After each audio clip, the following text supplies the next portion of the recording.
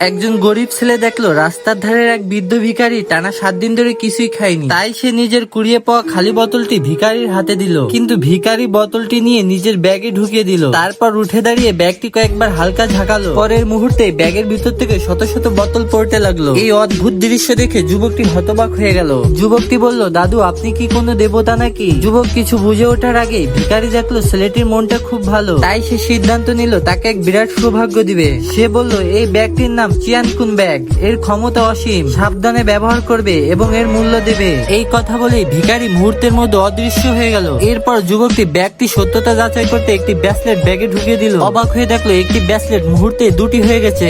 সে আবার ব্যাগটি ঝাঁকালো আর পরের মুহূর্তে কয়েক ডজন ব্রেসলেট তৈরি হয়ে গেল। যুবক ভাবলো এগুলো বিক্রি করে কিছু টাকা রোজগার করবে, কিন্তু পথে যেতে গিয়ে সে ভুল করে এক ইন্টারনেট লাইভ স্ট্রিমার মেয়ের সাথে ধাক্কা খায়। ধাক্কায় তার স্কট নষ্ট হয়ে যায়। শিয়া ওমেই তখন ক্ষতিপূরণ দাবি করে, না হলে পুলিশে অভিযোগ করার হুমকি দেয়। তাই বাধ্য হয়ে সে একটি ব্রেসলেট দিয়ে ক্ষতিপূরণ দিতে চাইলো। সে বলল এটি তার পারিবারিক ঐতিহ্যের জিনিস, যার দাম 30,000 ইউয়ানেরও বেশি। কিন্তু শিয়াওমি দেখলো ছেলেটির পোশাক খুবই জীর্ণ, তাই সে বিশ্বাস করলো না। তার মনে হলো এগুলো নিশ্চয়ই রাস্তার পাশে সস্তা জিনিস। যুবক বলল, বিশ্বাস না হলে যাচাই করে দেখো, কেউ আমাকে মিথ্যাবাদী বললে আমি মানহানির মামলা করব। শিয়াওমি রাগ করে বলল, ঠিক আছে, যদি এটা সত্যি প্রমাণিত হয় তাহলে আমি আমার 2 মিলিয়ন ফলোয়ারের সামনে ঘোষণা করব আমি তোমার স্ত্রী হব। তারপর সে সঙ্গে সঙ্গে অনলাইনে জুয়েলারি বিশেষজ্ঞ স্টিমার ঝাংসাং এর সাথে যোগাযোগ করলো। ঝাংসাং ব্রেসলেটটি দেখে চোখ বড় করে ফেললো। ঝাংসাং সাথে সাথে শিয়াওমির কাছে পৌঁছে গেল। নিজ চোখে ব্রেসলেট দেখে সে প্রশংসা করতে লাগলো এবং যুবককে জিজ্ঞেস করলো দাম কত।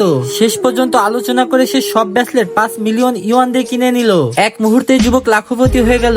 বিদায় নেওয়ার আগে ঝাংসাং তাকে চিঝন সম্মেলনে আমন্ত্রণ জানালো। এটি বিরল ধন সম্পদের বার্ষিক বড় অনুষ্ঠান, যেখানে সমাজের অভিজাতরা অংশ নেয়। এমনকি প্রভাবশালী সুপরিবারও সেখানে আছে, কারণ সুপরিবারের বৃদ্ধকর্তা এক দুরারোগ্য রোগে ভুগছেন। তার জীবন টিকিয়ে রাখতে 7 তারার জীবন রক্ষাকারী প্রদীপ ব্যবহার করা হচ্ছে, কিন্তু প্রদীপটি প্রায় নষ্ট হয়ে যাচ্ছে। এই কথা শুনে যুবক বুঝলো এটাই তার বড় সুযোগ। সে শিয়াওমিকে নিয়ে সম্মেলনে গেল। কিছুক্ষণ পরে সুপরিবারের কন্যা উপস্থিত হলো। সে ঘোষণা করলো কেউ দ্বিতীয় একটি 7 তারার জীবন রক্ষাকারী প্রদীপ এনে দিতে পারবে, সুপরিবার তার একটি ইচ্ছা পূরণ করবে, আর যদি কেউ গুরুত্বপূর্ণ সূত্র দেয় তাকেও বড় পুরস্কার দেওয়া হবে। এই কথা শুনে এক ধনী তরুণ সামনে এলো। সে বলল প্রদীপ না থাকলেও তার কাছে প্রদীপের তেল আছে, যা কিছুদিনের জন্য প্রদীপের কার্যকারিতা বাড়াতে পারে।